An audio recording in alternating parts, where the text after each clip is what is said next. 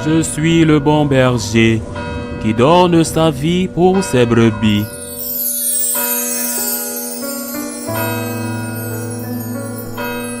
En ce temps-là, les pharisiens, apprenant que Jésus avait fermé la bouche aux Sadducéens, se réunirent. Et l'un d'entre eux, un docteur de la loi, posa une question à Jésus pour le mettre à l'épreuve. Maître, dans la loi, quel est le grand commandement? Jésus lui répondit, tu aimeras le Seigneur ton Dieu de tout ton cœur, de toute ton âme et de tout ton esprit. Voilà le grand, le premier commandement. Et le second lui est semblable. Tu aimeras ton prochain comme toi-même. De ces deux commandements dépend toute la loi, ainsi que les prophètes. Acclamons la parole de Dieu. Une fois de plus, le Seigneur a dû débattre avec ses ennemis permanents. Mais dans ces débats, se sont nés de merveilleux enseignements. Dans ce cas, le Seigneur introduit un premier et un second. Il introduit un ordre, une catégorie, une priorité. Tout comme dans les 10 commandements de Moïse, il y a aussi un ordre. Premier, second, troisième, et ainsi de suite jusqu'au 10e. Et ils sont tous importants. Mais il y a un premier. Dans ce cas, le Seigneur va les résumer en deux et établit un premier. Le premier est Dieu. Le premier est Dieu et établit un second. Le second est le prochain. Tu aimeras Dieu de tout ton cœur, de toute ton âme, de tout ton esprit. Tu aimeras Dieu de tout ton être. Dieu d'abord. Et il doit en être ainsi. Et il ne peut pas en être autrement. Si Dieu n'est pas à la première place dans ta vie, il n'est nulle part. Dieu ne peut pas être qu'à la première place dans ta vie. Il ne peut pas être à la deuxième place ou à la 15e place. S'il n'est pas à la première place dans ta vie, tôt ou tard, tu le mets à la dernière place, au point que tu finis par l'expulser de ta vie. Dieu est votre Créateur. Il est le Seigneur. Il est votre Rédempteur. Vous allez mourir et toutes les personnes, sans parler des choses que vous aimez, resteront ici.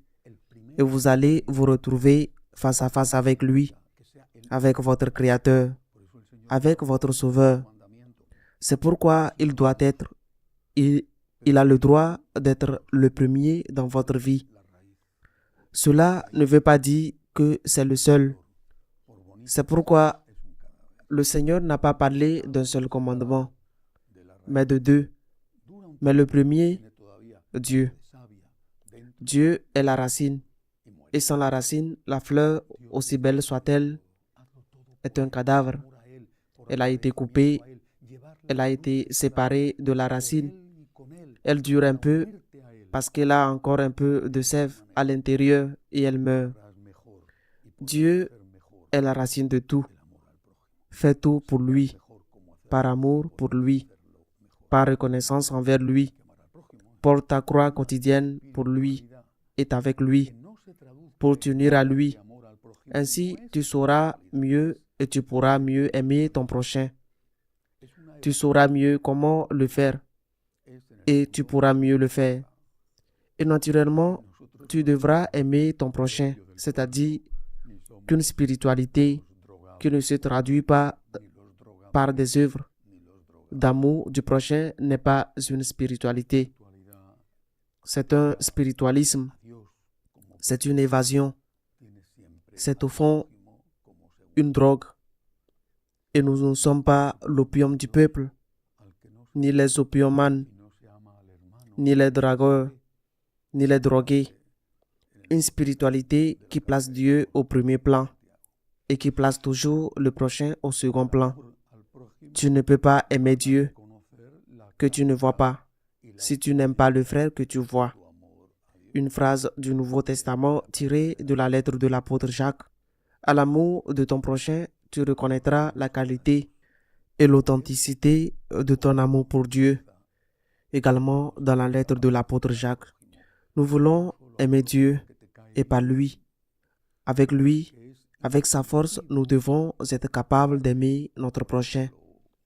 Et pas seulement le prochain que nous aimons, ce qui est instinctif, par exemple le fils, la fille, l'ami, mais c'est par amour pour Dieu qu'il faut le faire. C'est envers Dieu qu'on a une dette de reconnaissance qui ne pourra jamais être payée. Et si par amour pour Dieu, on doit pardonner, alors on doit pardonner. Et si par amour pour Dieu, on doit demander le pardon, alors on doit demander le pardon. Et si par amour pour Dieu, on doit demander le pardon, on doit demander le pardon. Dieu seul a le droit d'occuper la première place dans notre cœur, mais immédiatement, à côté de lui et pour lui, il y a notre prochain. En donnant la priorité à ceux qui en ont le plus besoin et en donnant la priorité à ce prochain envers lequel nous avons des obligations, par exemple la famille. Et comment le faire? Le Seigneur le dit dans l'évangile d'aujourd'hui, comme toi-même, aime ton prochain comme toi-même. L'amour du prochain comme toi-même peut-être, dans certains cas, mal compris. C'est pourquoi le Seigneur complète lors du dernier repas cette définition de ce que doit être l'amour.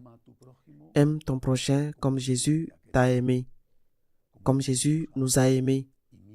Imite le Christ. Aime ton prochain comme le Christ l'aimerait s'il était à ta place. Qu'ainsi soit-il.